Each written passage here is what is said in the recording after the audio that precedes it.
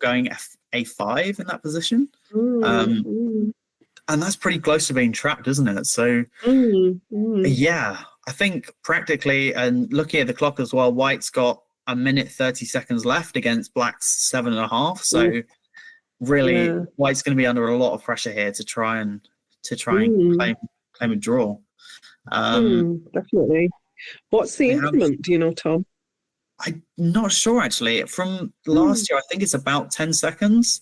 So you've got to go pretty quickly. And yeah, once you're low on the clock, then you're not getting enough time to sort of make it back, and unless it's a kind of really sort of simple endgame. So yeah, a lot of pressure. I mean, we're getting towards the sort of crunch time in terms of time pressure. So some of these players will really be feeling the heat, I think. And this, I think if I was White there, I'd be wanting to snip that bishop off and get the rook across, make the rook useful that way. Yeah, from this position, yeah, absolutely. Yeah, and that's knight kind of takes bishop, attacking the queen, also take maybe more. I'm sure Black has seen that. Yeah, I'm wondering from this position that I think we're sort of half heading towards a repetition, and how Black can avoid that. I guess that maybe you just put the bishop back on d7 and then try and find a way to defend this pawn. But yeah, I mean, if needed, you can, after, I'm thinking about the variation. So Black's already tried bishop a4 here, and this is true. If we go knight b3, then here we're getting to a repetition, and I want to try and get some players as Black. So maybe you can drop the bishop back here, and after knight to b3, yeah. Do you think the rook takes b, whatever it is, b7? Yeah, I'm wondering. So looking at this now, if I can actually pop the bishop on e8, which looks a little bit counterintuitive, and then after knight b3, whether I can leave this square open for my knight and try and create some threats here, and I'm ready to recapture that. But yeah, I think Black probably still for choice. She's gone for this move rook d8. I like a lot. I think that does make sense, because otherwise bishop taking the c knight looks excuse me, we've been joined by our junior commentator here, baby. Are you helping? We've got we've got a third party. This is good. Cool. I'm very sort of interested in this game as well, and an interesting endgame. White obviously for choice in this position, but yeah, how would you try and win this as White? It's not super obvious to me. I can see from looking at the bar that White's got a bit of an edge, but yeah, how would you try and press this one?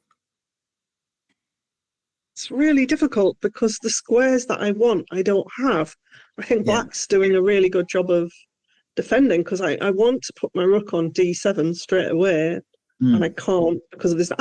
Hence White's idea of pushing the pawn, I guess. Dislodge the knight, pop your rook on d7, and I don't know why I think that magically makes everything all right, but it feels like nice, doesn't it? Yeah. It does look kind of nice and chunky. So I'm imagining after knight e6 that maybe rook comes into d7, and I mean this feels really promising for White. I'm not sure. Are you thinking about knight d6 here, or what would be a follow-up in this position?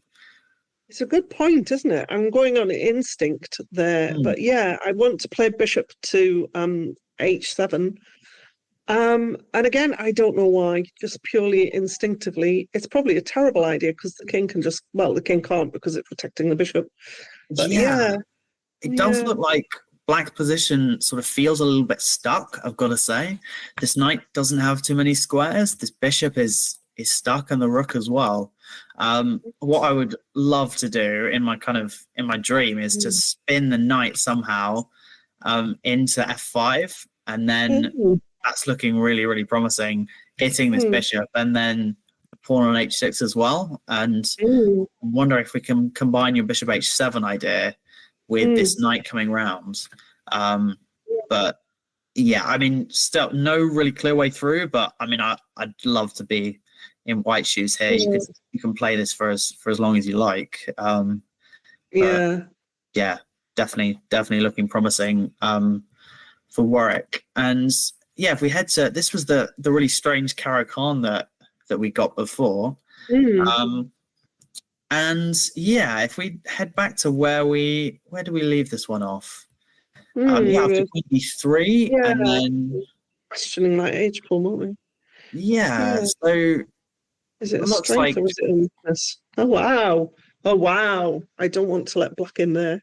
black Too got late. some activity from yeah. this very strange rook swing. This rook has gone up the board from d8 to f5 and then down to f2, which looks fantastic. Yeah, that's a lot of activity. I'm wondering why queen h2 wasn't played here. Yeah, if I'm going to cheat for a second. If I play queen h2, that is very nasty. It's saying that bishop e5 just traps a queen. That nets a whole queen. So he just decided to be a little bit more solid with queen to d7, and then yeah, this is why I'm in the commentary chair instead of playing the tournament, because get my queen trapped in the corner too often. I would have been right there with you, Tom.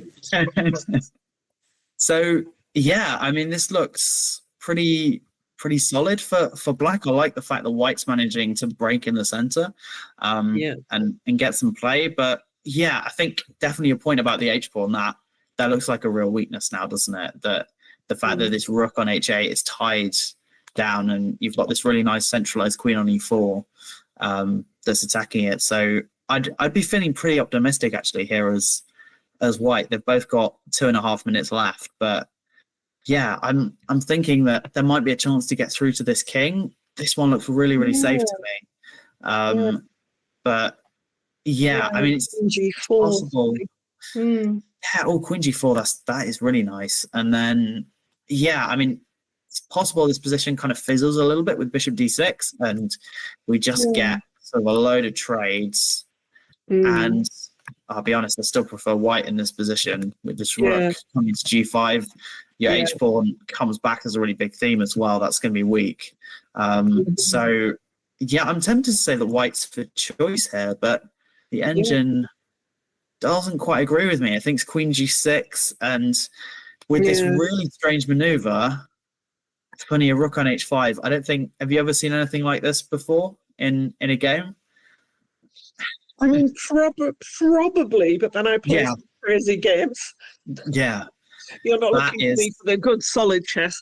But I mean, if the computer likes white a tiny bit better after that, doesn't it? Yeah, I think. I mean, after this move, I've got to say, if I was looking at this position as black, that would not be on my list of candidate moves, playing queen g6 and rook h5. But yeah, I do think here queen g4. Yeah, it does stop queen g4 as well. That's nice. And gets it off the back rank out of this pin. But I think that's a tricky move. I'd be surprised with. I don't know how much time he's got. He's got a minute left on the clock. If he can find queen g6, that is a tough one. I can see white's winning in this position. That looks very, very good. I think was this the this is the one with the queenside pawns that we had earlier, and I know it's a slightly different position. This was a sort of Slav type thing, and white managed to break in the center, and we fast forwards. You can see white has this 3-against-2 majority here, and at the end of the game, that's become a 3-against-0 majority. So it turned out very well, and feeling good. I think that's just an extra piece for white. So does the knight check do anything? Yeah. So if we put the knight on f. No, sorry. It's white's turn. But I'm thinking it's white's turn as well. Yeah. And I'm guessing if king g2, then queen h2, king f3, that should be okay for white. So no, there's nothing really there. There's not much doing here. So I'm just looking at this. This is Warwick playing against Birmingham. So Warwick, I think we're commentating on behalf of Warwick, so we should be predicting good things for them. If Sid is on the broadcast, he's watching, then Warwick are doing well. He'll be very happy with that.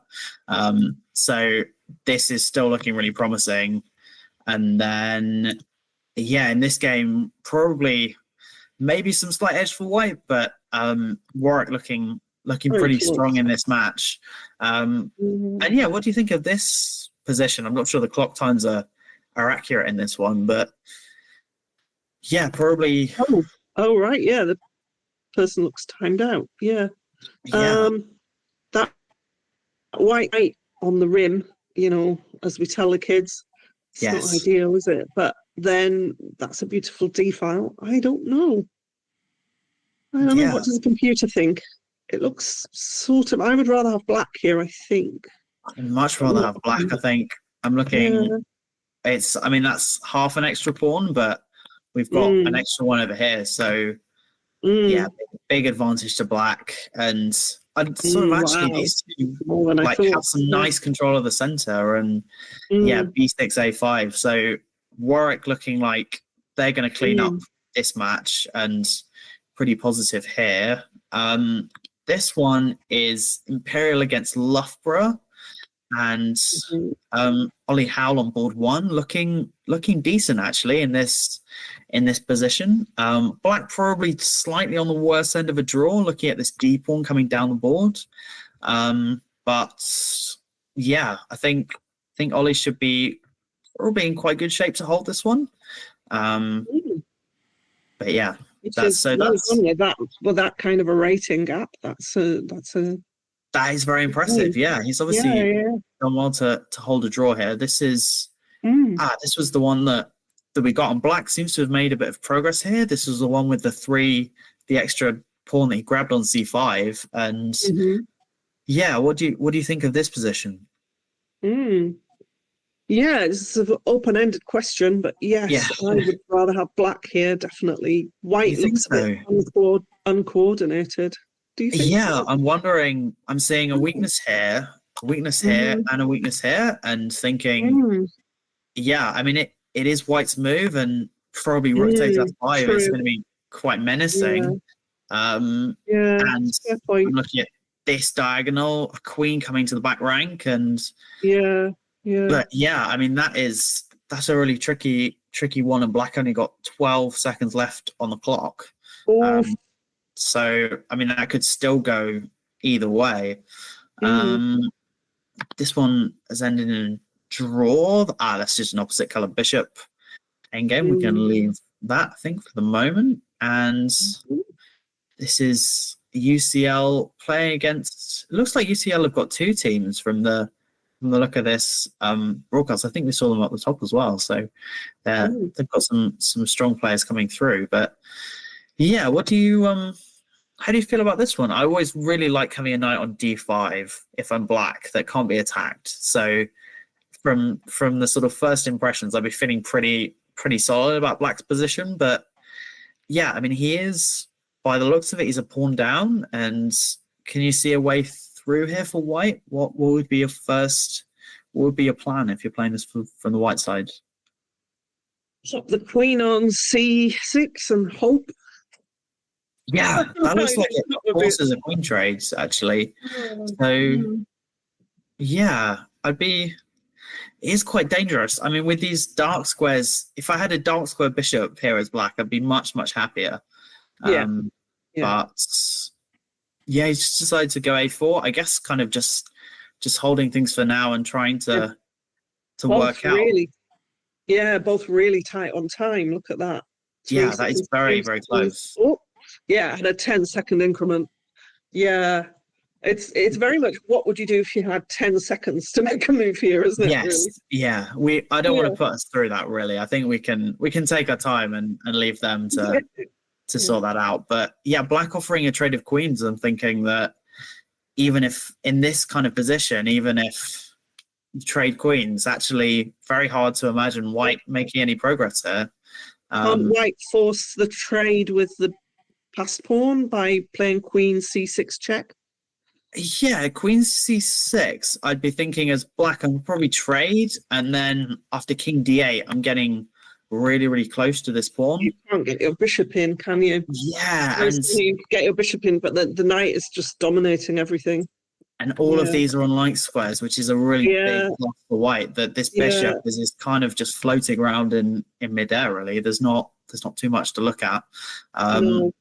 So he's gone for the move h5, just maybe trying to try something on the king side, but it's not obvious. Yeah, how you can make any progress. I'm interested to see. The engine actually does quite like white's position, and I'm sort of I mean, if it's in this endgame, there might be some chance. Yeah.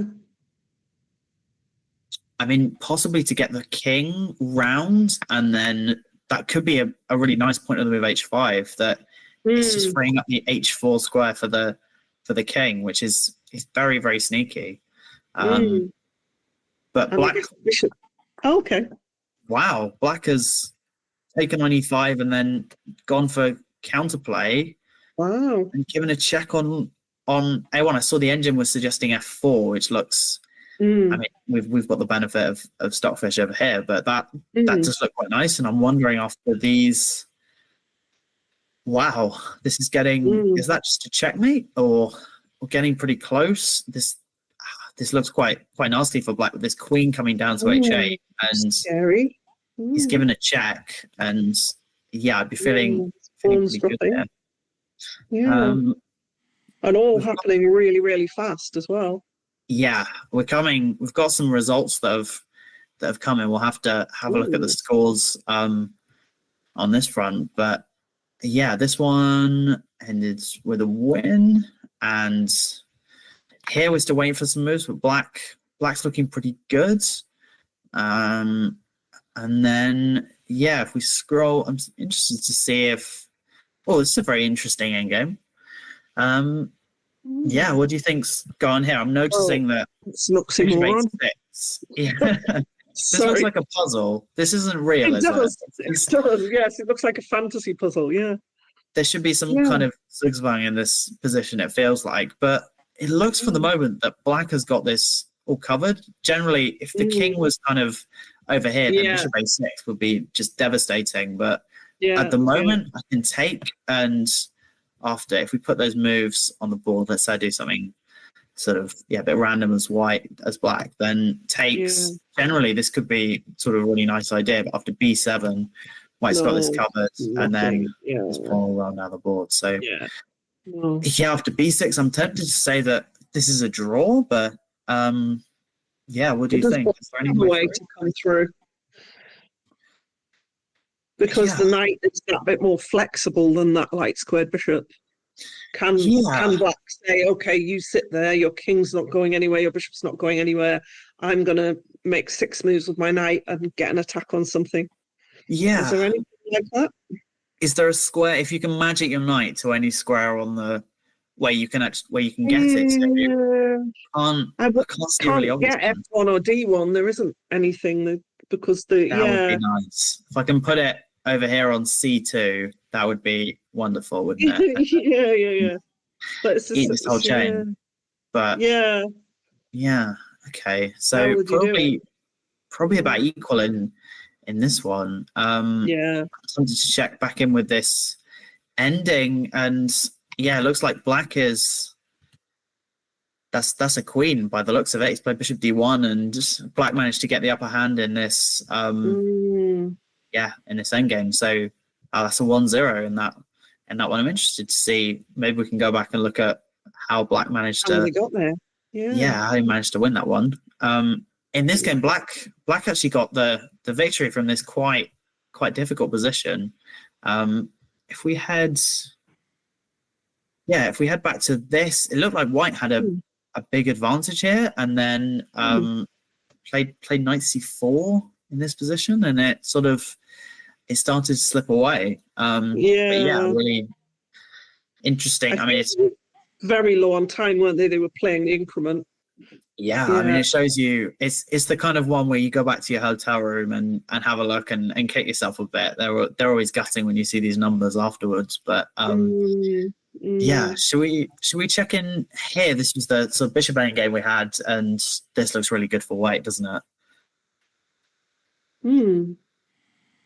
I'm guessing this pawn on b5 does a great job of that.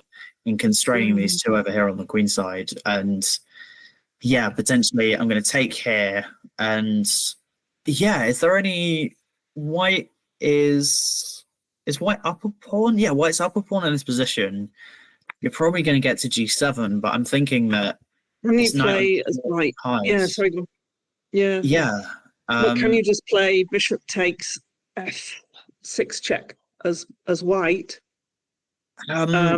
Yeah, potentially. So are you thinking in this position if I play f3, king g7, and then doing something here with bishop f6 or g5?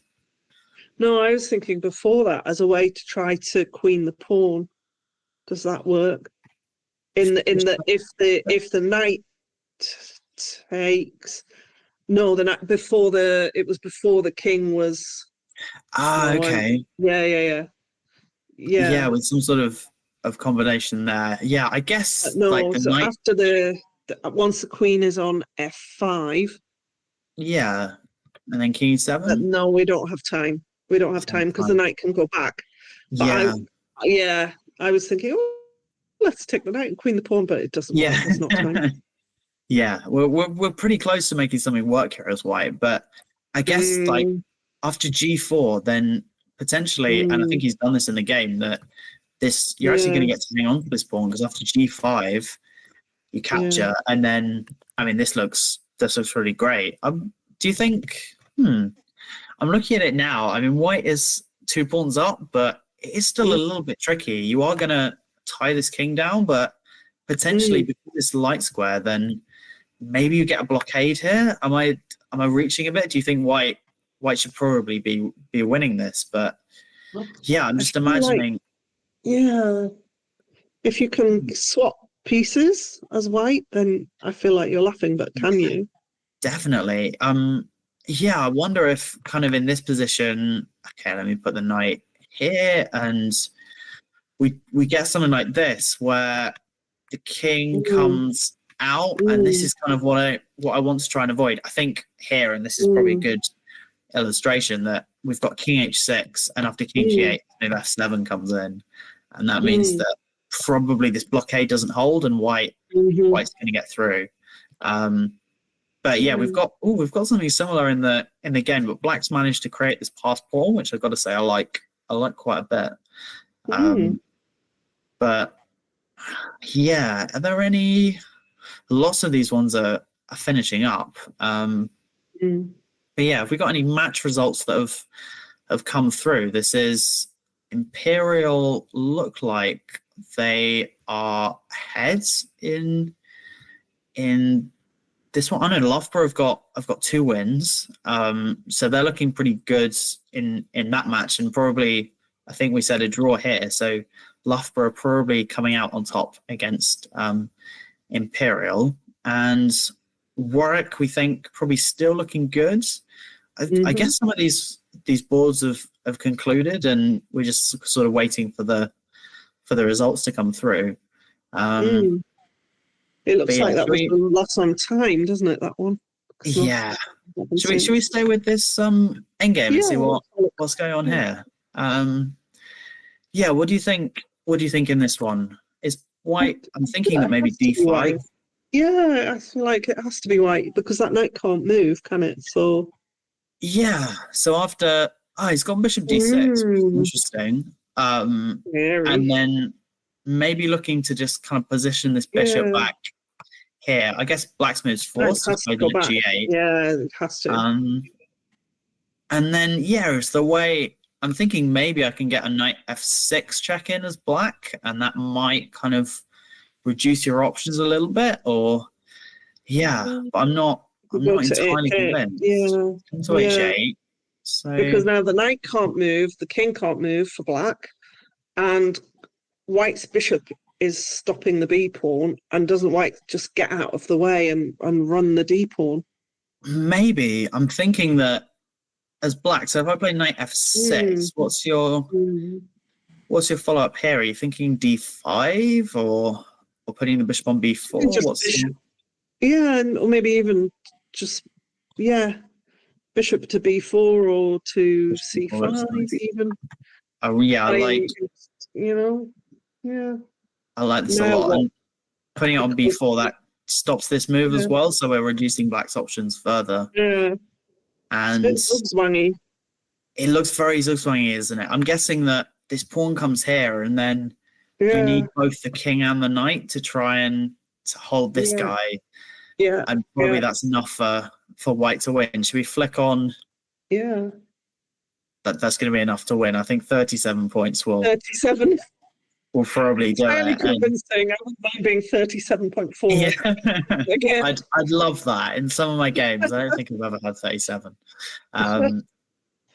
But yeah, when anyway, never mind. Yeah, so I guess it's saying, yeah, it looks similar to what we've been suggesting. We get to a position where the D pawn just moves forward, and in this position, black has a really difficult choice with either I've got to move the king or I can't really do much with the knight, and so this knight drops, and then we're going to be able to queen the G pawn.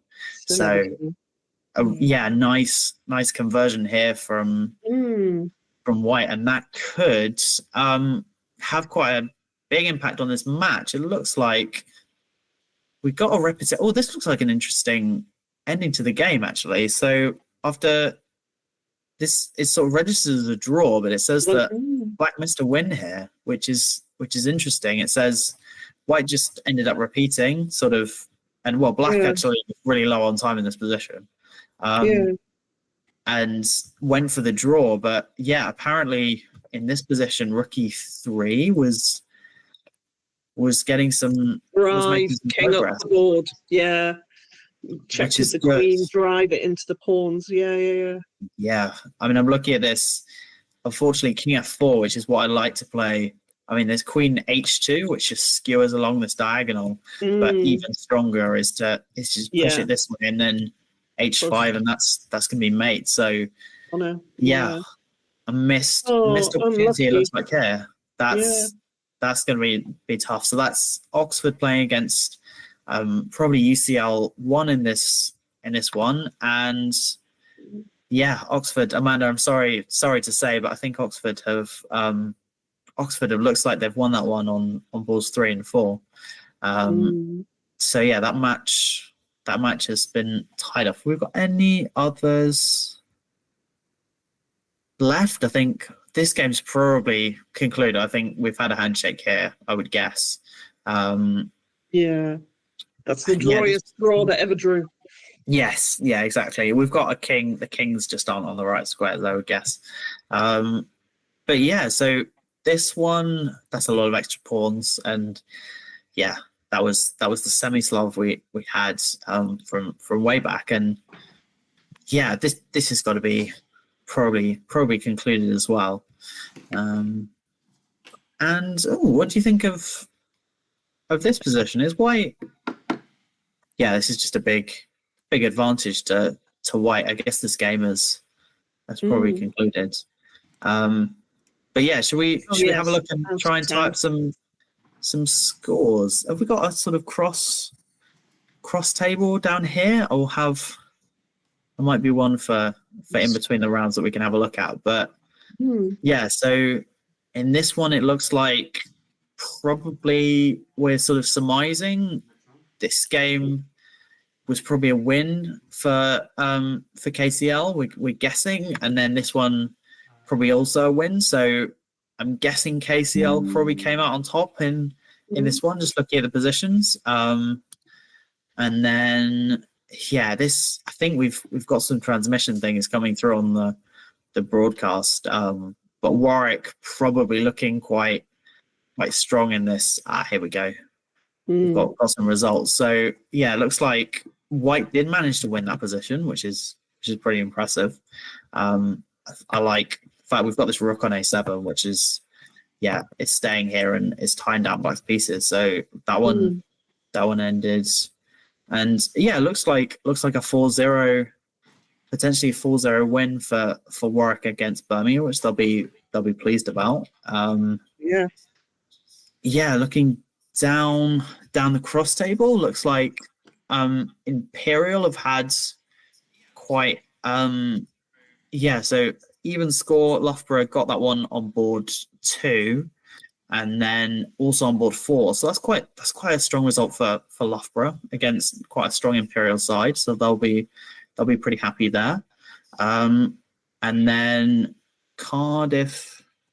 Oh, that's Cambridge. Cambridge picked up a win against Cardiff with a victory there. So probably, I mean, the stronger teams tend to come out on top on lots of these matchups when you've got 4 people playing against each other. That can be a tough one. But yeah, lots of fighting chess in that round, as you said. There were some quite exciting games and people willing to kind of push the bar out and come up with some interesting ideas. Yeah, that was some real chess. I really enjoyed it. That was great. I was expecting much more caution, and I was glad not to find it. Yeah. Yeah. Should we take a very short break and then come back for the next round? I'm going to get in touch with our tech crew and see what when we need to come back. But yeah, see you probably in about 15 minutes or so. See you shortly. Thanks, Tom. Cheers, Amanda. Bye. Bye.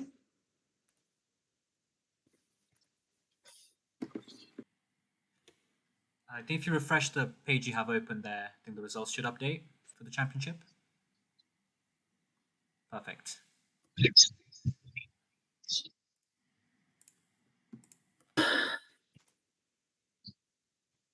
Hi everyone, welcome back to the stream. My name's Tom. I'm here with Amanda. We're back on the British University Chess Championships, and yeah, should we jump into the cross table? Looks like Oxford are doing pretty well at the moment. They've got 4 wins, so want to focus on there. Should we jump over to the chess and see if there's anything happening? Let's go for it. I have to say, UCL licking at their heels. I have to say that. I think we had UCL against Oxford in the last round, and Oxford managed to kind of squeak a win there. So, but yeah, UCL definitely you're being well represented so far in the championship. So yeah, we're just getting some first moves on the boards here. We've got D4 and this position here. I've played this quite a bit as white, this kind of symmetrical Grunfeld structure where these pawns have been exchanged on D5 and white has a kind of slight pull, and I mean it's a pretty symmetrical position, but Amanda, is this the kind of thing you go for with kind of basically a pretty even structure, and just do you like having a slight edge as white, or are you looking at something a bit more dynamic from the start? Yeah, I want to be getting something for having the white pieces, and this is already looking very even, isn't it? So yeah, it is. Yeah, I've got to say, from going from this position, I sort of from here, I always like playing sort of castles or knight d2 as white, just to keep a little bit more tension.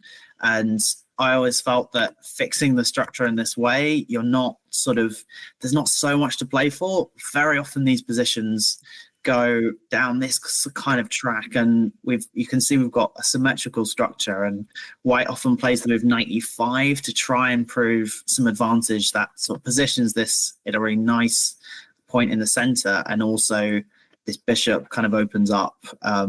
So yeah, maybe white gets a slight pull here, but I mean this is going to be a slow boil, so one to come back to. I'm just sort of looking down the list. This is UCL against Cardiff that we've got, and yeah, it looks pretty interesting. White started with this move b3, which is a typical kind of rapid opening, I think, where, I mean, very often I'm used to playing e4 or d4, just sticking a pawn in the center, but yeah, instead we've got Nimzowitsch Larsen. Yeah. I lose track of where the names are with these different things, but that sounds right, doesn't it? And it's a grind. I had a coach who wanted me to play this, I think because I was a girl. I think the idea was that you're not doing anything to, aggressive or adventure. Yeah, it was a little bit like that, I think. He was like, no, you don't want any of your center pawn openings. Play this and you can't lose any pieces and you'll be fine. And it's just hideous. If you, depending on your style, if you're a very positional player, fair enough. But yeah, it's not the most fun thing to play. Yeah, this looks pretty. I mean, it looks a bit unnatural, especially with this last move. White's played b3 and then after d6 in order to stop black from planting this pawn in the center, which would be kind of a really nice. Let's say, I don't know, we go to something like g3. Black could play the move e5, and you can see that once the bishop gets to b2, it's just biting on this pawn here, and there's not too much doing here for white. So yeah, white had to play this move d4, but I've got to say that looks quite unnatural to me, that you've tried to do this little thing at the side and then we've had to go back to playing in the center.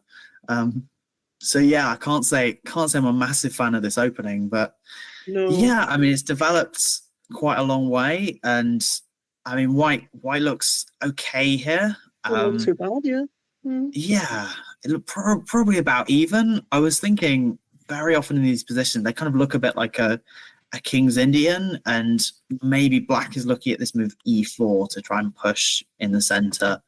And then after knight d2, trying to kind of solidify with d5. At this specific point, the rook's on c1, and so that's going to stop you from kind of getting some sort of combination in the center. But yeah, so I mean, a very tense position. What do you like white here, or what's your impression of this one? I'm not quite sure what to make of it. White's going to be expanding on the queen side, but I mean, maybe there's some play through the center. What do you think? I feel like this could go tactical, but then the time is an issue as well, isn't it? Because it feels like there might be combinations brewing here, but then who's got time to think of them?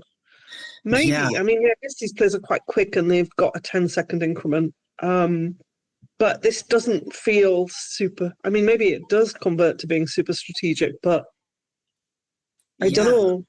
I feel tactics in no water. Yeah, maybe. And it's a really fluid structure, isn't it? White's got sort of ideas with b5 or c5, which really kind of change the character of the position. And yeah, I'm wondering about this move knight f8, I've got to say, maybe he's thinking that he wants to open up this bishop and then maybe trade here, and then that kind of gets this off the back rank. But yeah, I mean, a tricky one to navigate for both sides. But yeah, I do like this expansion over here on the queen side as white. I've got to say that more space, definitely. Yeah, that's some space, and also I'm thinking classically in these positions that black could be kind of going e4 and trying to get a bit of a spearhead for an attack on this side. But I don't really see it at the moment, and I think white probably for choice, at least in practical terms. But a really long way to go. Yeah, if I head down, this is the same match. This is Cardiff against UCL, and probably some sort of, I'm guessing, a Caro-Kann. And we're seeing this b3 variation come up again, which I've got to say is really strange to me. This is something that I'm missing. I don't play e4 or the Caro-Kann from either side. So yeah, Interesting system that white's come up with. Really similar to that game we had last round where this h-pawn came sort of right down the board. But yeah, I'm not sure what to make of this one. Do you think white's kind of heading for a g4 attack sort of really quickly with this king coming to the queen side? Or yeah, is he looking for something a bit more solid? I'd probably be looking to go for g4 really, really quickly in this position. Yeah, no, it's yeah. There's no way black is castling queen side. Yeah, and it's a race to the attack in these kind of positions, isn't it? I would play g4 in a heartbeat here. Yeah, I like g4 a lot, and I guess if you go h6 here, that does kind of stop this threat for the moment, but potentially white's just going to follow up with h4. Yeah, and you just want to go for it. Yeah, exactly. And I mean, that's feeling really, really good for white in this position. So yeah, I've got to say this bishop b2 system is working out pretty well so far. So yeah, white, we think probably for choice in that one. Yeah, should we head down, see if we can get... Oh, this looks like an exciting matchup, actually. This is KCL against Warwick, board 1. And yeah, I mean, a really interesting kind of position. After d4, Black's played d6, which I can't say I've seen before. And we head towards this kind of... we carry on. We head towards what's known as a kind of Philidor position as Black. And here... White has a choice. You can play knight c3 in this position, but White's chosen to do something different and play c3. And if we head down to the board, then we've got knight e5 here. And yeah, I mean, White probably feeling quite good here, but yeah, I mean, this knight on f5 sticks out. I'm guessing that you're chopping that off pretty quickly. But yeah, feels solid enough for Black. I don't know. Yeah, I'm not sure what the move would be here for White. Do you think maybe we're looking to trade on e5, or what's the what are your options for a plan? Yeah, I don't know. I maybe trade on e5, but the trouble is then f knight is coming off. Because I'd like to trade on e5 and then play, because I'm crazy, knight takes h6. Yeah, definitely. So and then swing the queen around. Yeah, so can we orchestrate something? I guess. I mean, my first thought in this position was check first. No, play the check. Go for knight h6. Knight take, yeah, it's a check. Interesting. Okay, because I was thinking if you leave it there, then I'm going to take it. So. Yeah, queen d3 maybe, trying to kind of get across. And yeah, I mean, it's tricky. I'd be kind of, if I was Black in this position, I'd kind of be hedging my bets and saying maybe I can go bishop e6 and try and say you don't quite have enough pieces. I feel like you're right. I didn't notice the bishop on f8. It was hiding there. That's such an important piece. Big factor. It's an interesting thing. Like often in these positions, when bishops go back to f8, you think it's just undeveloped. But yeah, I mean that is really critical, and probably in a variation here, there's not too much doing for White. There's but nothing. No. I like your move taking, and yeah, I mean maybe White just drops back with queen d3 in this position and says, if you want to take, you can try, but I've got 2 bishops, and maybe I'm gonna create something on the h6 square. But yeah, feels like Black should have just about enough resources here to hold this in balance. No, that bishop's a little beast there, and I didn't even see it. It's a nasty one, yeah. So should we head sort of very quickly over to the plate, Division 2, and see what's happening over there? If we go down to this one. And then on to round number 5. This, just to kind of take a bit of a sample here. This is, wow, this is looking like a very, very interesting position. I'm intrigued actually as to how we got here. This looks like a French, and then queen a5, which I can't say I've seen before. And then the queen ducks back to c7. Very interesting kind of little combination we've got going on here. But bishop takes f2, and White's trying to say that there's enough compensation for the pawn. But yeah, I mean, what? King's a bit disarranged. Yeah. To b8 in this position, and I've got to say I don't see it. I mean, lots of White pieces are developed, and that's definitely a plus. But this king is in the center, and if I can get out as Black, then I'm feeling pretty happy. I've got to say I'm interested to see what the engine. The engine wants to take on e5. Interesting. And then saying in this version, it's thinking that the Black can. It's all right there. Yeah. Okay. Let's see. Oh, I know some of these people, so I'll have to drop in and see what they're doing. Oh, okay. interesting. So we've got two knights against two bishops in this one. Looks kind of even, but yeah, who would you prefer to have here? I'm wondering. I like this knight on e5 for white. I think that's nice, but also, I mean, black looks pretty solid, and there's no real weaknesses. So yeah, what would be your plan in this position with white? I'm thinking maybe kind of throwing the knight towards b5, but that's an interesting way to go. But yeah, I mean, a tricky one, or maybe trying to build up on the e file, but probably about even, I would guess, at the moment. Yeah, it looks about the same, doesn't it? I'd rather have white, but only because I can see the next couple of moves for white. With black, I'm thinking, no, what do I do? Yeah, completely. What are your next couple of moves that you're playing as white?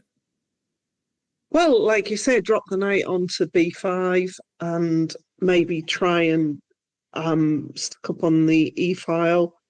It feels like there are options, whereas for black, I don't really want to swap that bishop for the knight, even though the knight is great. I don't want all those holes, those dark squared weaknesses. And then what else am I doing? I can advance my A&B pawn, I guess, but to what end? Like, do you see any good moves here for black? I don't sort of really. I mean, especially because that C pawn is weak as well. I guess the one thing I'd be sort of angling for is maybe if I can get A6 and rook B8 and to try and push something on the queen side that would defend this pawn, and then maybe sort of very later down the line I can get B4 in and try and target this pawn on B2. But yeah, just to go back to that variation you were talking about, I think we were saying as black, don't take on e5. We could potentially get a queen trade, something like this. And here you're feeling really, really good as white. You've got lots of time to spin this knight, maybe to c2, to b4, if we can get the arrows. There we go. Coming into b4, and this bishop is kind of like a big pawn, isn't it? It really doesn't have too many options. So yeah, just keeping the tension as he's done playing e6 looks pretty sensible. But yeah, probably we slightly prefer white, but not too much in it. Not hugely. Yeah, I'm just scanning. If we have a look at, just drop into this board here. This is from Imperial. I'm guessing Imperial 2 against Oxford 2. Yeah, so in this one, interesting position. We see black's king's quite open here, which I guess is a plus for white. And you can imagine if I could get this queen over and maybe the rook in some other scenario, that'd be quite promising. But because I was straight away looking at knights on f4, and then of course that inconveniently places the pawn. All in mind, you get that beautiful diagonal. How do you get anything else in to help you? Yeah, I mean, I'd be sort of looking at that, and probably white being a little bit for choice. What would you be thinking as black? You'd want to drop the knight back in this position, or thinking that you want to take on d3? What would be your choice there? I'd go backwards because I don't like all that air around my king. Yeah, no, this looks nice, doesn't it? Just kind of providing, and you're blocking on the g file as well, which is good. And I mean, maybe there's some chances here for black that with pushing these pawns, if you time it at the right time, you can imagine a knight coming into f6 and things kind of starting to turn black's way and maybe getting through to white's king. So, I mean, a double-edged one there. I mean, yeah, and I'm wondering if c5 could be on the table for white. I mean, that could be an interesting. You can see this rook here is defended, so we can sort of use the b file a little bit, and that's really what white wants, right? To open up the position before you start to roll down on the king side. But yeah, I mean, maybe so he's gone for d takes c6, which is interesting. I'm going to a little bit and flick on with the engine. It says white's a little bit for choice here, which I'm still sort of starting to warm up with this king. I think that's the really key thing in this position, isn't it? The king being weak. And yeah, probably white's never get it this well. Yeah. How did they get to that position? Because I was thinking there's no way you could get there without having the pawn on f4.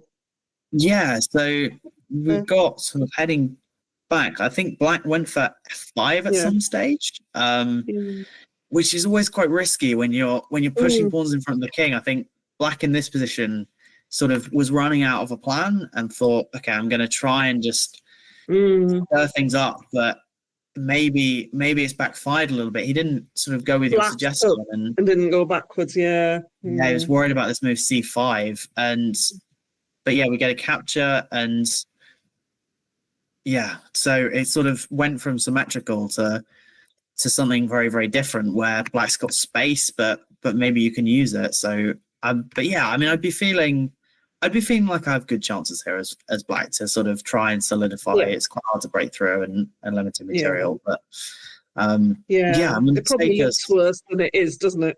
Yeah, probably. And point 8 is the kind of thing you can get around that if you're fast in this kind of time control. But yeah, I'm going to head very quickly back to the championship. If we head to round number 5. This looks, I'm sort of just heading onto this position as the first one that's caught my eye, and that looks very, very promising for white. If we take the engine off for a second, I'm looking at these pawns and going, that's scary, and I'm not sure what I'm doing. I mean, white to move f6 looks really, really promising here in this position, doesn't it? Yeah. I'd be that's, I mean, just looking at the contrast between the pieces, these two bishops here kind of sidelined off on the queen side, and you've got these like two sort of amazing pieces. He's gone for f6. It reminds me a bit, there were some games from Alpha Zero that were published sort of a while ago, where they had these amazing bishops on sort of a1 and b1, just like with massive scope over the board. And I mean, it makes a huge difference, and this is a good example of that. So yeah, white probably the choice here. Very scary. Where are you even going with black with that queen? Like, I can, no idea. Just nightmare. Yeah, I'm thinking, I mean, something like down to play. I don't see anything. I don't see it, to be honest. No. It's really tricky. I mean, something like queen e6, he's gone queen d7, but f takes, you still can't take this pawn, and then this rook is just going to plant itself on f6 and double. Yeah. It's not getting easier here for white. Can you swing the queen to c6? Or is that just really ridiculous? I mean, it's ridiculous. They're just going to pop a rook up one and you just help them. I think so. I mean, it's an interesting try. Straight away. Yeah. It's a desperate attempt. Desperate times call for desperate measures. But I mean, I'd be thinking rook f6 really, really strong here for white. And importantly, if you try queen c4, trying to get the queens off, then you notice we've got this pin on this diagonal, and I can take that and snap on b7, and that's going to be an extra piece and a win for white. So he's gone queen d7, but this is looking very, very difficult. What does the computer say? I think that's about 4 points. What's it, 7 points even? It would get a 37 from me. It's saying that the move e6. I wasn't far off with 7. Oh, hang on, it's going up and up and up. It's going up and up and up and up. You're in the exact right ballpark. I mean, e6 is a fantastic move. He's gone with queen e3 in this position, which I think is also, I mean, that's an excellent move. But if we just have a look at e6 for the second, the computer's saying you can give up this pawn. That opens up the bishop, and then it wants to plonk the bishop here, and this guy's a target as well. And it's just saying you've got to. If it's suggesting the move e5, I think we can safely say that white is, with this queen hanging, that white's going to be clearly for choice. So that's looking pretty promising. I would not like to have black here at all. It's just absolutely not one of those positions where you're just sitting there like waiting to die. Yes, yeah, it's not a comfortable with. I mean, he's gone down to. You can see he's gone down to 4 minutes against 10. So, oh well, White consumed a lot of time actually to get here. Mm. But even with 10 minutes on the clock, that's looking quite scary. You know what? With the Um, moves that have been on the board, I feel like maybe because White has had less time, they've gone a mm, little bit easy on Black because this feels a little bit less scary now. yeah, I think so. I mean, it's still the computer is still angling for this move e6, which I've got to say Yeah, looks devastating. it But yeah, I think looks you're right. horrible. If you can imagine, I get a bishop here. Hmm. That's going to sort of really, that's a really chunky square, and I can imagine, yeah, trying to sort of crawl back into the game potentially as Black. Mm. But yeah, I mean, probably still White for choice, but yeah, maybe Yeah, White had yeah, something a bit more incisive. He's gone Rook F4 in this position, yeah, which I like as well. yeah, yeah. And maybe are we heading back to G6 in this position with the Queen? Does that Um, queen have enough squares there? yeah, he's done it. Pawn, pawn And I would be H3, worried about that. got the rook on there. You know, Yeah,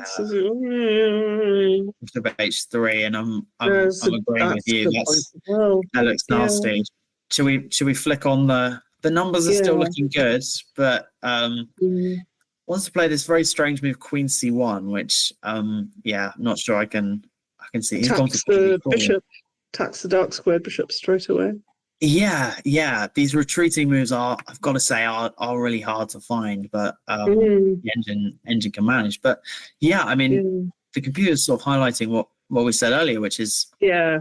put the bishop Get on that bishop E6, then activated. Yeah. I can sort of see a world where that covers this, and yeah, I mean maybe Black's coming back into the game now, but yeah, I Mm. wouldn't. Mm. I'd I have to still bet say, on well it. played.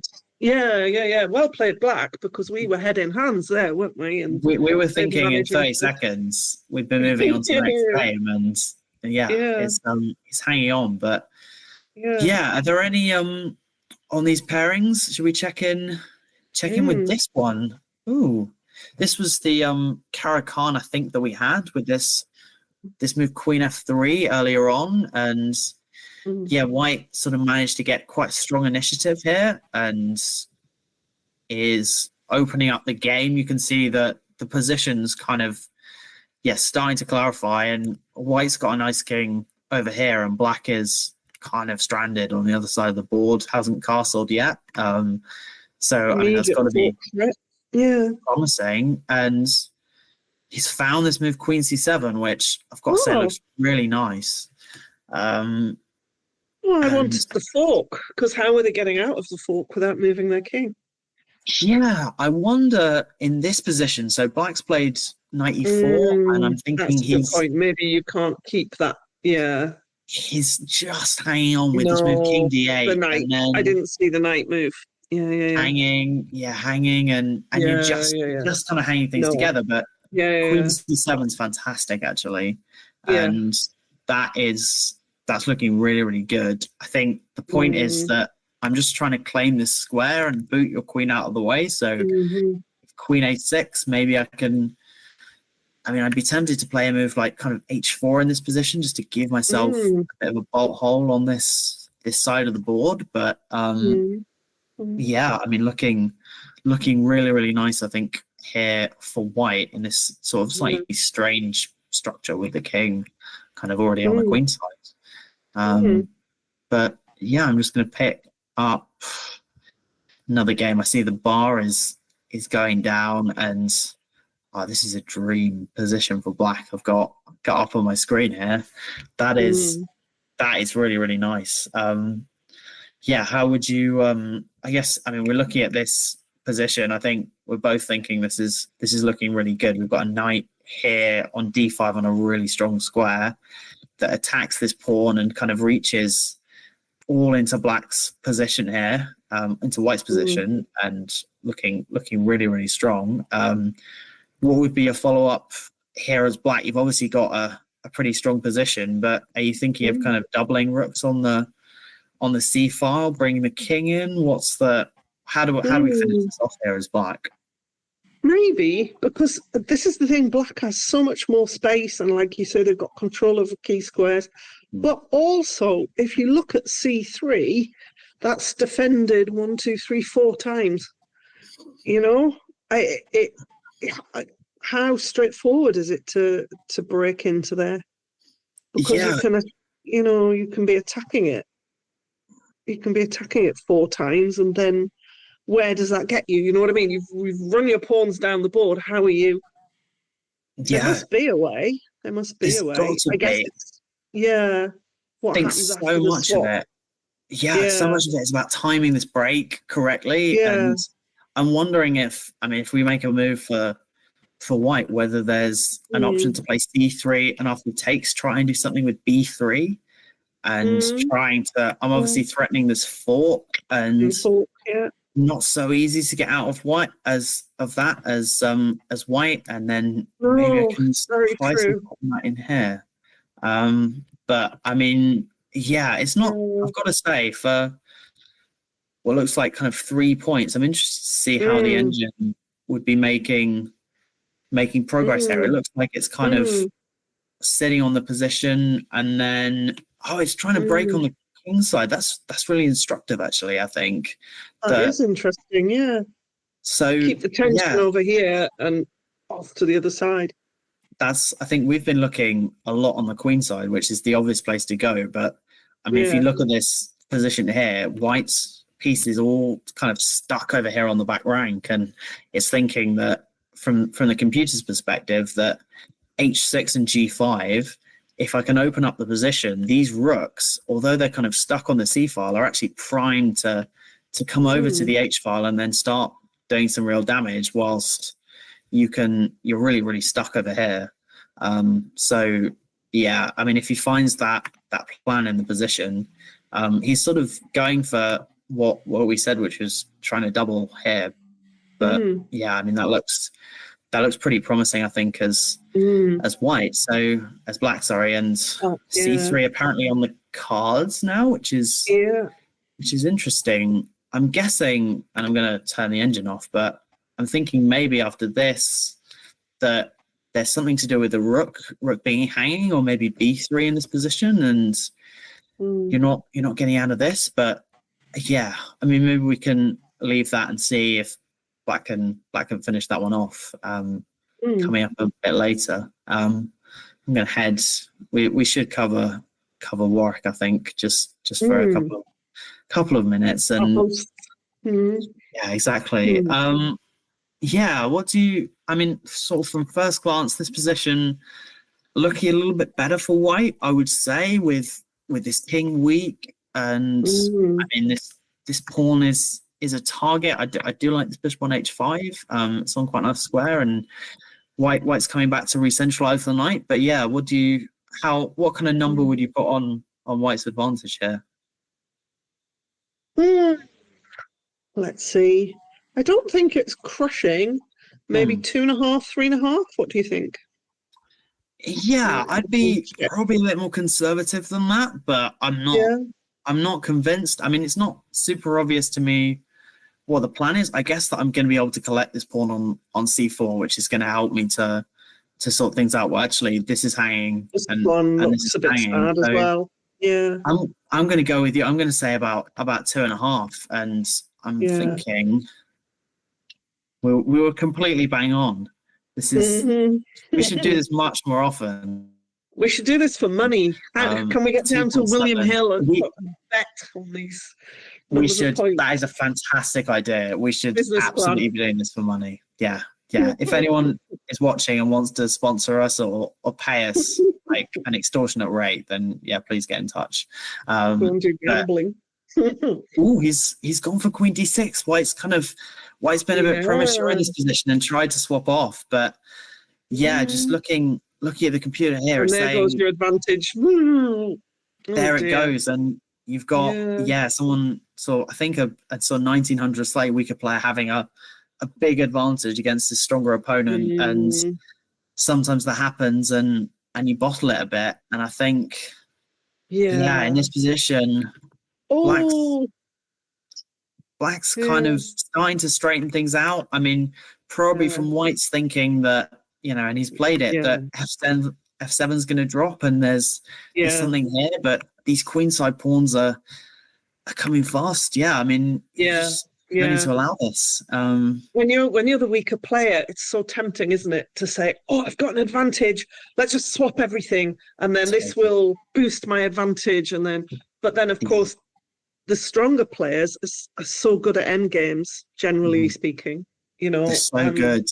Yeah, scary. And if you give them a chance, we were looking and thinking White's dominant, but yeah, if you give them a way out, then they're gonna take it, and that's what happens in this game. And looking, this could turn sort of very quickly after bishop to e4. The computer's saying that we get some sort of trade on f7, and these pawns are coming down the board really, really fast from black, so it could be that things turn around. So black's king's closer to the action as well. It feels that can be a big factor.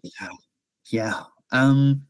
If we switch over to this game, obviously, I won't ask you for the number here because it's on the screen, but it says White has an advantage here, and I've got to say it looks a bit better than that for White. I'm really liking the position with his bishop sort of on b3, and maybe there being some kind of mating threats, or we're not quite there because the king's got this sort of bolt hole on h7. But yeah, I'd be thinking this is looking really, really promising for White, actually. And with the rook coming down, I guess your next move as White is to position the rook on the 7th rank and start trying to collect these pawns. So yeah, Victor Stoyanov, I think, in trouble maybe in this game. It's gone very, very fast. We're getting people down to less than a minute on the clock. I'm trying to see where there's one that's a little bit more even. If we the weaker, inverted commas, weaker players, we're looking at a lot of combinations of players that are, there's 150, 200 rating point difference, and the less strong player is doing well.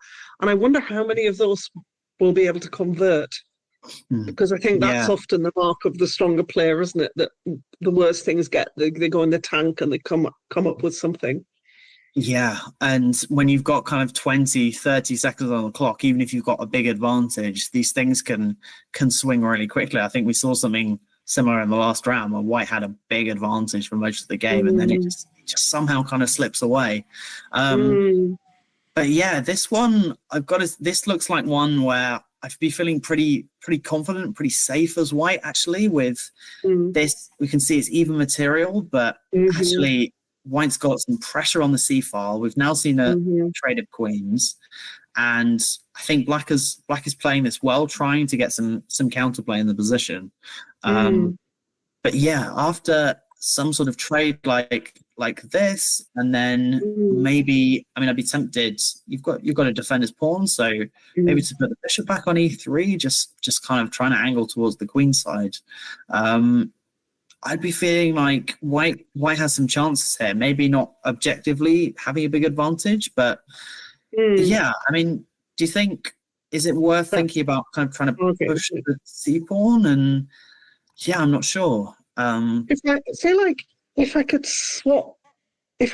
were Black, I would want to try and swap the pieces if at all possible, and then you've got an extra, then you've got a passed pawn. Yeah. Do you see what I mean? But at the moment, it just feels like a target. Yeah, it does. If you can imagine getting to something like a rook end game in this position, I think that would be much like if this bishop disappeared from the board, you can imagine this rook coming down and maybe getting behind this pawn. So yeah, at the moment, I'd slightly prefer White. But this has actually happened in the game. We've had an exchange, and bishop e3 is what the engine wants to do, and it's at the moment it's saying that this pawn is a bit weak, this guy's a bit weak, and bishop also a bit loose on b2. Maybe I'm going to be able to get tempo and come down here, but yeah, very, very narrow margins in that one. If we this one exploded very, very quickly. We're just trying to catch up to here. I want White. Yeah. Yeah. So yeah, I guess. I mean, Oh, looking at hang the on, it queue was as well, Black's turn. it's Wow, Black's turn, that was which is important. it was If Black's we turn. made Yeah, a random move for Black, then I think Queen D8 would be a yeah, quite yeah. a strong reply there. That would be a But decent move. that would be decent. But yeah, so Mm. in this version, I think probably it just ends in the draw. I'm thinking Queen F2 for Black, and then if King H3, you don't really want to do that because we've got this bishop Check. coming in from the Little side bishop. of the board, Yeah, and that's going to give a checkmate. So the yeah. king comes back to H1, and Black can't really parry this threat, so probably it's just going to end in a draw Yeah, with draw. back I forwards. know. Yeah. It's always a shame when these exciting positions just kind of fizzle Yeah, out. yeah. But yeah. I think you feel And quite this one, satisfied on either side after that. You know, we've had a good yeah, game. And, yeah. Probably if it goes back and forwards a little bit, Black's better, White's better. Everyone kind of feels like a draw's maybe a fair result. But yeah, this one's very interesting. We've got White probably. Ooh, I'm thinking White's going to be able to get a pass pawn on the queen side coming through in this position, maybe. And after this, let's say I take with the queen, and then after queen takes, pawn takes, a4. I'm wondering if I'm going to be able to push and then push again, and this king looking like it might be just a little bit outside of. I think in chess terms we talk about a square in this position where you draw it from here to over, and yeah, it should be. I'm guessing that should be a in win. another country. Yeah, exactly. So yeah, in this position actually c6 after takes. Don't take this way because then I get my king sort of a bit closer to the pawn, but I can go this way and then this a pawn is too far and you're not going to stop that one. So yeah, I think this one I've got to head over. He's only got 9 seconds left on the clock in this one, or he did. Black supposedly for choice here, but I can't say I would have guessed that looking at it from the start. I'm thinking that White's queen is going to swing over to this side of the board, and I don't know, maybe you've got enough to parry these threats with the. I guess what the engine is thinking is that after Queen H5, that this bishop is going to head back to G6, and Black's probably got enough to hang on and to do things on the queen side. But I mean that looks pretty double edged from here. Do you think you'd be going with Queen H5 in this position to try and achieve something, or Queen G4 maybe? That looks quite attractive to me. It does look attractive, but it looks kind of short term as well. Because can I just play? No, I can't. But I don't know. It feels like White's got that domination on the queen side. But you're right. Maybe White has tactical chances. But I guess the computers seeing the tactics and finding the way out of them, whereas the player with 10 seconds on the clock might well not be in such a happy position. Yeah, that does look quite annoying. What about something like Queen to E7? I'm wondering. I mean, you can do it immediately, and that really sort of shores up the king side. And I guess when you sort of take a second look at it, you're thinking this diagonal's covered, which is really convenient, and now this file as well. And yeah, I mean, these pieces for White aren't really playing in the game, so maybe that's the issue. But I mean, I'd still be looking at this and thinking, if I can play D5 in this position, this is going down the board really, really fast. And Bishop D6. Bishop D6. That's interesting, actually. Yeah, the cat's come back onto the screen. Thank you for that, baby. Thank you. What's the cat's name? Just out of interest. He's joining the team. This one's Baby. Short for Baby Yoda, because she's got very enormous ears. There you go. We should get him back on tomorrow. I think he should definitely come back and visit us. But yeah, from Bishop D6, I mean, I like this move a lot. Yeah, and that stops a lot. I mean, this means the knight's hanging as well. So probably that's enough for black to hang on, and if I can, then you don't get anything. Then a3, a2, a1 is gonna come really, really fast. But yeah, I mean, I'm looking down, and we've got quite a few results that have come in. I'm just gonna check in with this game. Look, very interesting.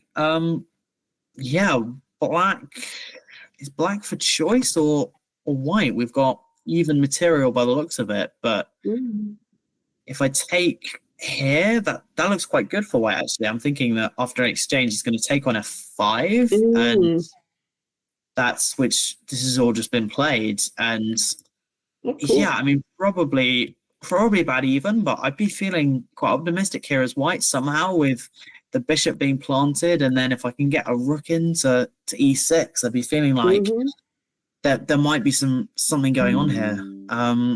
But yeah, interesting to see. Yeah, and the engine says there's a bit of an edge. Also looking to swing the rook. I mean, I was thinking obviously this square is covered by the bishop at the moment, but yeah, it wants to tie this rook to this backward pawn on a7, and that looks promising for black, I think, for white, sorry. So yeah, I'd be feeling pretty optimistic. I mean, there's no really clear way through at them, or there might be now. It's just, I think if we have a look at his position, black's just played the move rook to c7, and now that looks very trapped. So maybe looking like a victory here for white, possibly. And then this is a top matchup. We've got to check in here. What's your first thoughts on this position with white? I mean, this is going to be a race, isn't it, with the king kind of coming over? Can't the white king just catch the b pawn there? Yeah, I guess so. I'm sort of thinking whether I've got enough time to sort of run my king with the pawn structure as it is at the moment. Once I get, if we imagine the king kind of comes this way, obviously these squares here are covered. So maybe there's no way through, and maybe white is... I think white, is or a thinking draw, because I mean, if white picks up the b pawn, and then if black positions themselves so white can't get around, because white can't get in on the f or g file either, so it looks a bit drawish. Yeah. I mean, I'd be unless black loses a tempo and lets white in through the back door. He's played with g5. Wow, that's I don't believe in that. I don't think. I don't, and we've got to say the engine doesn't either. But I mean, going back to your point about the opposition, it looks like white's king. I was thinking this earlier. White's king could be able to just kind of push the black king out the way, and that looks like what's happening in this position. There's no way for white to hold the pawn, and we sort of do a little action replay here.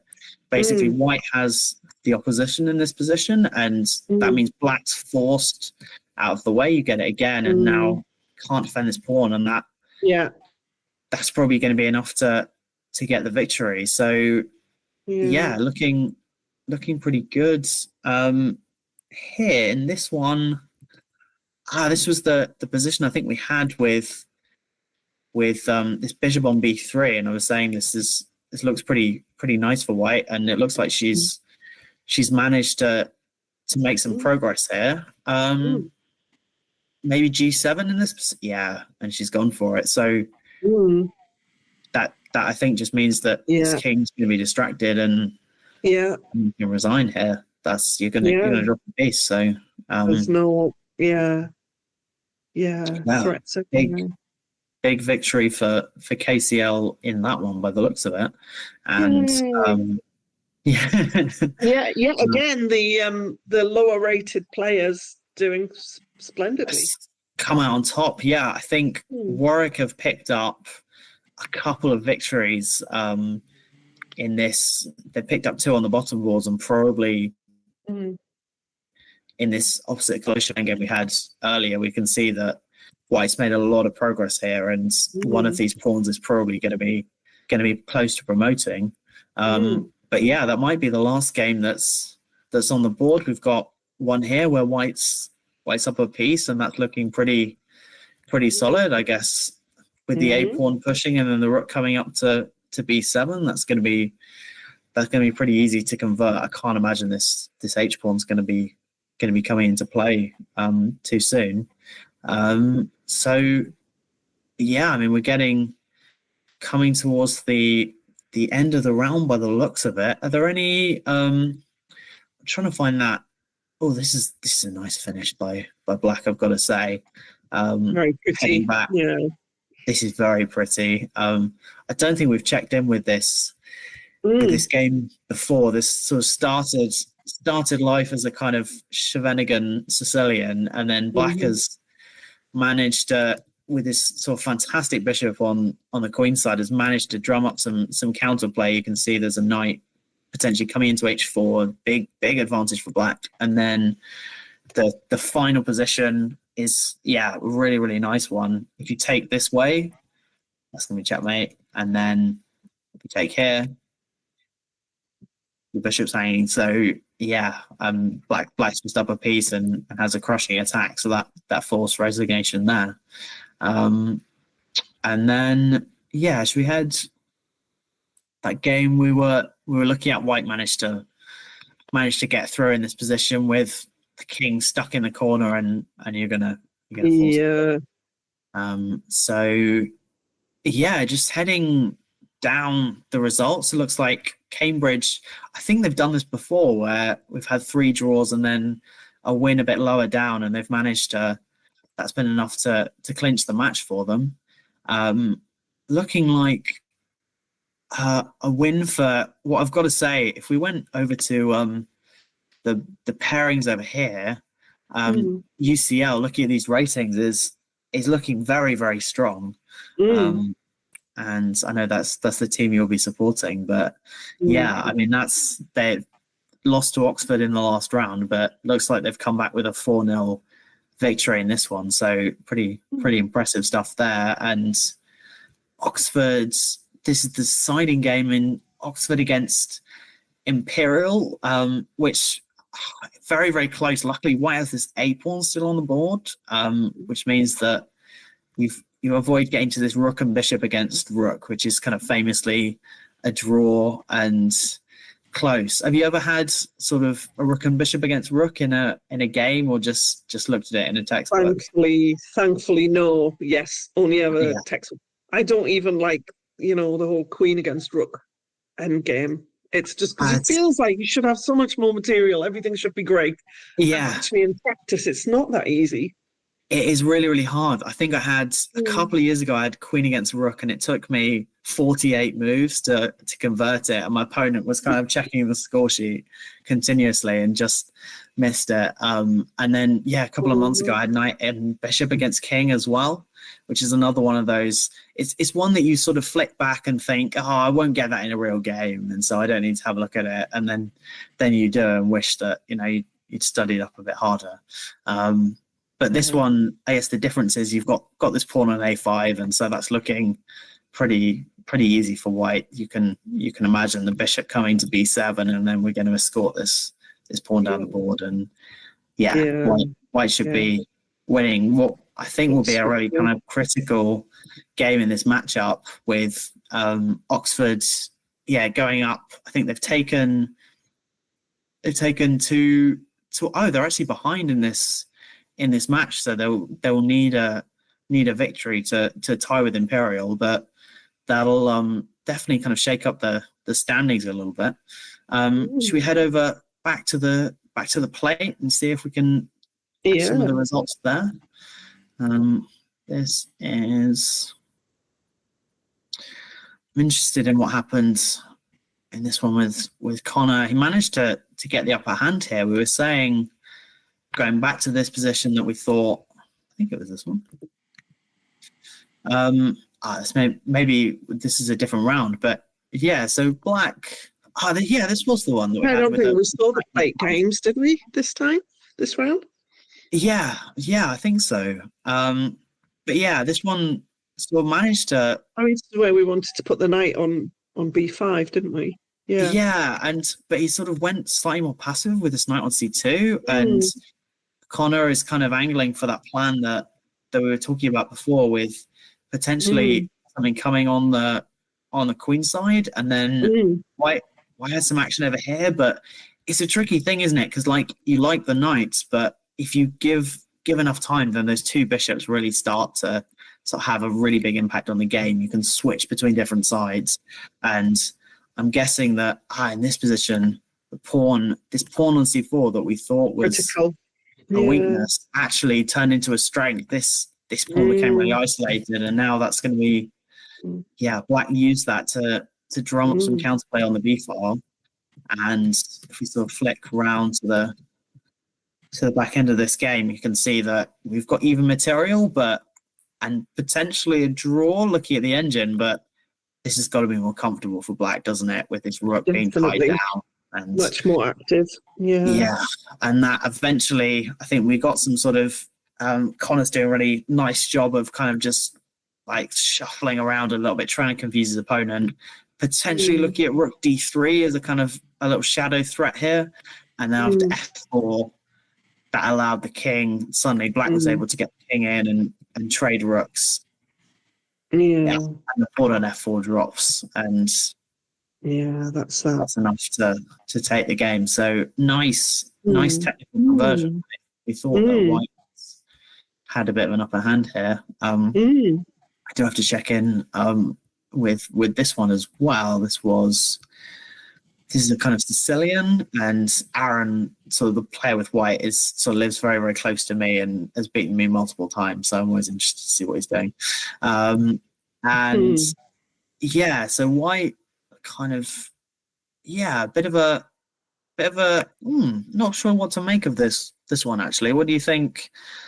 Do you like Black with this kind of coming in with b5 and bishop b7, or it looks really double-edged to me? I'd rather have Black here, I think. Yeah, I would as well. I'm sort of surprised that, I mean, potentially, if you give me some time, f4, f5 is gonna create some threats, and I'm guessing that that's what we saw in the game. But yeah, I mean, I love this move h5 as well, just kind of trying to potentially create some weaknesses down here and open up this king as well.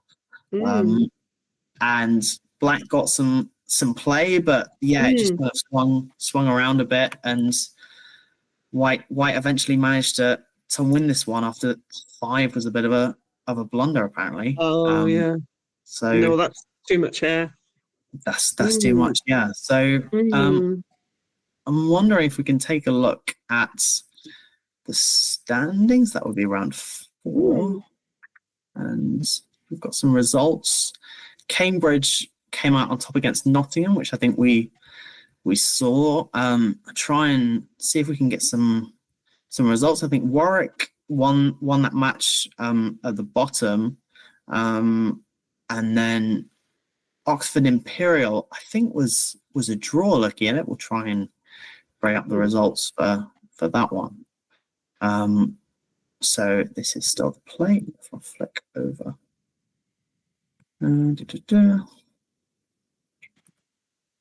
Yeah, so apparently board 17 is where all the cool people are, according to the chat. Board 17 is where the cool people are. That's according to the chat. What are they saying on the chat? Can we bring up? Have you got it there? Can you say what it was the last screen you had up? Whatever that was. Somebody in the chat for the that section of the tournament. Okay, I feel like we gave them quite a lot of board 17 in this round. Yeah. We've done our job there, and I just thought it was a cute comment. Yeah, people say weird things in the chat. Don't I wouldn't pay too much attention. Don't look at it. Well, especially as a woman, don't ever look at Judith Polgar commentating. Don't ever look at her chat. Yes, if you're in the chat, no misogyny or just weird stuff. Just chess, please. And so I think we covered this one, but just to kind of get some scores, it looks like Warwick had quite a good outing there. It looks like a 3-1 victory, and then Birmingham against Loughborough. That looks as if Yeah, I think Loughborough actually they'd sort of lost this game with Ollie Howe went down. Oh, this looks like quite a lot of fun actually. We must take a look at.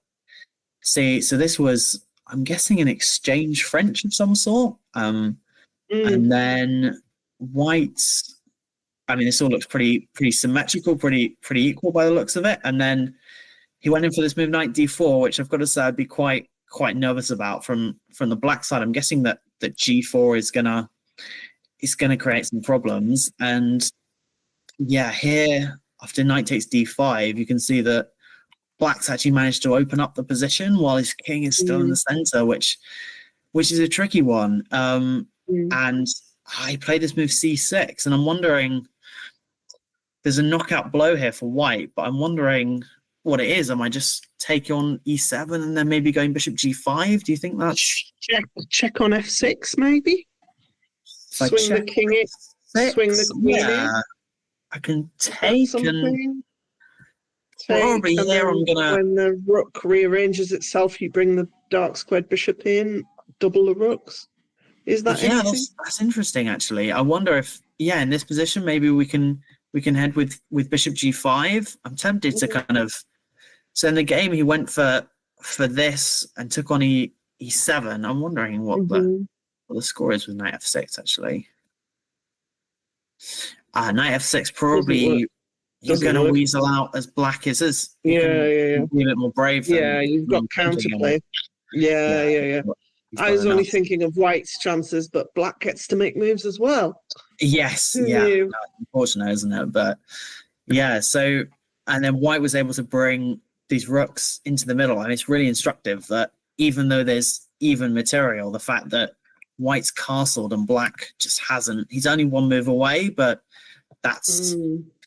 It's enough to really cause some problems. And here, suddenly you're looking at the position and thinking, I'm dropping a piece here. This is quite nasty. A very nice little intermediate move from white. You can see that this bishop's hanging. And so instead of taking here and allowing this capture, which, I mean, that's probably still quite nice for white. Flexing this with bishop d2, attacking the queen, and also hitting the bishop. And then white was able to pick up a piece here and nice 22 victory. But other than that, sorry, no, I love the French. I play the French a lot, and then as soon as you get the exchange variation, you just go, it's so tough actually to play the exchange. I think as black, it is. I mean, it's becoming a bit more sort of fashionable now. I think like the French at the moment has got such a good reputation as black. They're finding kind of new ways to put up resistance. But what against the sort of in the main lines? Are you a winnower person or a classical person? I'm more classical. You're a classical. I'm definitely. Yeah. What about you? I haven't played the French for ages. I used to play the thing where you go for the classical and then gets bishop g5. You play bishop b4 as black, and that used to get sort of very, very crazy quite quickly. But I'm definitely in for the classical. I don't like giving up the two bishops. Definitely not. No. Yeah, I'm with you there. Yeah, but in this one, it looks like Birmingham, sort of, despite winning on board one, probably came out on top. We've seen Warwick got that game as well, and then this match with Oxford and Imperial, I think. Looks like probably ending up as a draw with, I mean, we haven't got a result for this position, but I'd be surprised if this didn't end up as a win for white. So probably looking at Oxford, their winning streak being broken, which I mean potentially gives some space for someone else to come through. And then Cardiff, UCL, that's looking good for UCL. I think that's a 4-0 win in that one. And then Cambridge, we've had that result as well. That was a win for Cambridge. So I mean, the stronger teams probably putting some distance between them and the rest of the pack. But I mean, it's sort of looking at the standing that's kind of turning into a 3-0 race, I think, between Oxford, Cambridge, and and UCL probably at this point have bought a pretty strong team actually this time. So yeah, I'm wondering, do you think it's time for us to jump off the stream and say goodbye to everyone? And yeah, we'll be back tomorrow. But yeah, everyone, hope you've enjoyed this first 2 rounds of BUCA, and we'll someone else will be here and you'll see them tomorrow. But yeah, it'll be goodbye from us. Thank you, Tom. Thank you, Amanda. You've done a great job. Are we still live, by the way? 1 second.